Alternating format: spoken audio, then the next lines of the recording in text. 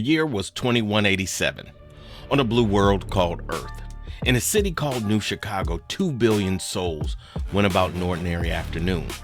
By nightfall, half the planet was ash. They would call it the Ashfall. No one ever agreed on who fired first. It never mattered. When the skies burn, it burns everyone the same. Among the survivors' fleet, deployed 4 light hours away, stood a young officer named Ashfall Sparks.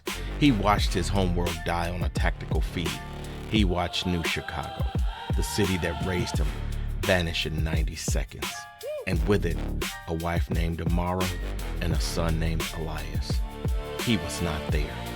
In 139 years, he has never spoken their names aloud, not once. Remember that. As this story unfolds, it explains every reckless, impossible thing this man will ever do. The end of the world did not end humanity. It changed what humanity was willing to do. The survivors buried their flags with their dead and united under a single desperate government with a single desperate idea: leave. The Exodus programs hurled the species into deep space on engines built from grief, and there among the stars, mankind learned it had never been alone. The galaxy was already full. Ancient species, ancient money, ancient arrangements. The Venrath, tall and gray, whose power flows through honor and caste. The Avian Scaran, born for flight.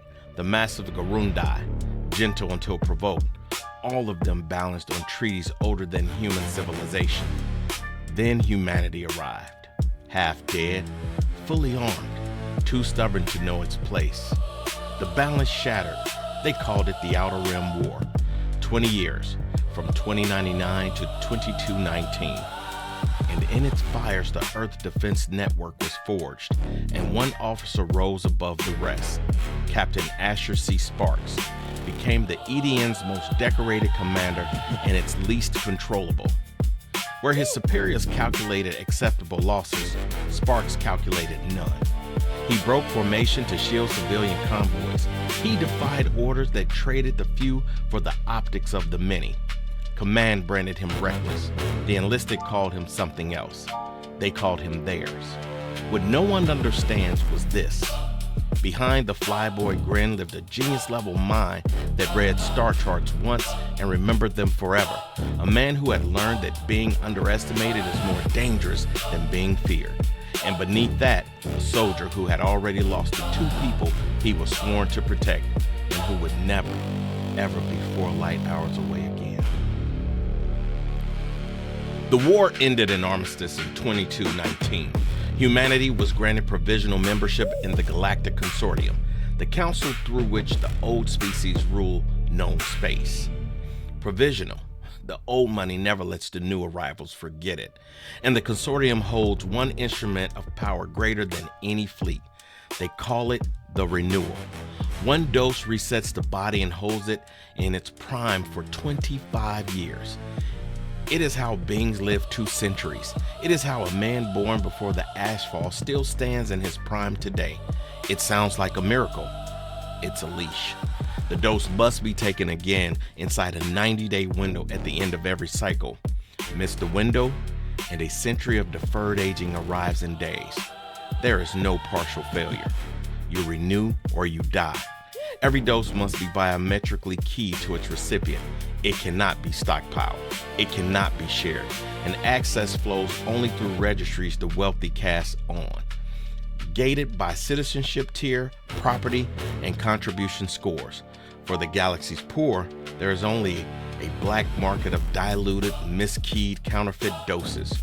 Whole settlements build their economies around renewal debt. Families indenture their children for a single vial. Humanity entered the galaxy late and poor. No species lean harder on that black market. The old powers know it. Some consider it a leash of a different kind. Which brings us to year 2221, a diplomatic reception on Venrath Prime, and the incident that ended a legend. The official record states that Captain Sparks assaulted Ambassador Krell of the Galactic Consortium unprovoked. He was discharged, stripped of his honors, and barred from the consortium service forever. The official record is a lie. The truth: Sparks and Lady Sarah Krell, the ambassador's wife, had grown close. The one crack in a century in the wall around the captain's heart. When Krell discovered it, he attacked Sparks in a private chamber. Sparks defended himself, and Sparks won. In Vinrath honor culture, losing that fight was a humiliation deeper than the affair itself, a wound that can only be closed by the erasure of the man who caused it. So the ambassador inverted the record, and the EDN, desperate to protect its fragile armistice, sacrificed its greatest hero without a hearing. That was 105 years ago.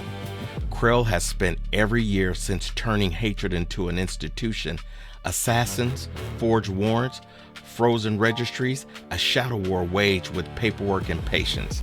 And Sparks has spent the same century running, which means the galaxy's forgotten corners are full of people who owe him.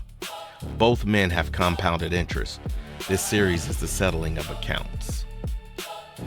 Today, the year is 2320. Captain Asher C. Sparks, 160 years old, commands the Prodigal, a decommissioned EDN fast attack corvette he won in a card game, or stole, depending on who tells it. He works as a licensed bounty hunter, hunting the guilty for money, and an unlicensed guardian angel, running renewal doses to the settlements the consortium left to die. His crew are outcasts like him, each one discarded by the institution they serve for doing the right things. Vescon, Vinrath tactician, the intelligence officer assigned to investigate the Krell incident, who refused to falsify her report. Her own people stripped her, cast for it. She does not like her captain. She believes in him. It annoys her endlessly. Rook, Skaran, pilot, the ace who broke formation to shield a refugee transport, saving 4,000 lives and losing a battle. Court-martialed as a traitor for the same sin as his captain, valuing lives over orders. 10, engineer, a synthetic combat intelligence the consortium ordered scrapped at armistice. 10 declined. Spark remains the only captain who ever asked 10 what they wanted. Ambraka, Garunde medic, 300 kilos of mercy, dishonored by her homeworld for treating enemy wounded rather than abandoning them. The only soul aboard who can tell the captain no and make it stick. They are not a crew. They are family of the wrongly discarded. And somewhere in the consortium space, a contract has just been filed. 800,000 credits for a simple registry clerk. The paperwork is flawless. The escrow is already funded. The job will be clean. Too clean. Because out here, dirty money spins loud, and it's the clean money that comes quiet. They call me Sparks. Everything they say about me is true. Especially the lies.